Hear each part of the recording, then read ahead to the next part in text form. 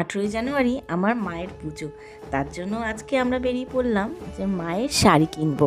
আর শাড়ি মানেই মাকে তো বেনারসি পরলে খুবই সুন্দর দেখাবে। তাই মার জন্য আজকে বেনারসি কিনতে আমি আর অজয় বেরিয়ে পড়লাম। আমাদের বারাসাতে যে চিগুরু বস্ত্রালয় আছে, এখান থেকেই মার শাড়িটা কিনবো।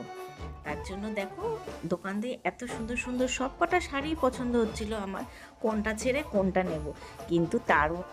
কিন্তু তার মধ্যে বেশি পছন্দ হয়েছে একটা লাল বেনারসি।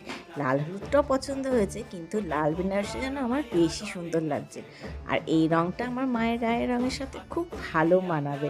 তাই তোমাদের কেমন লাগলো শাড়িটা অবশ্যই তোমরা জানিও।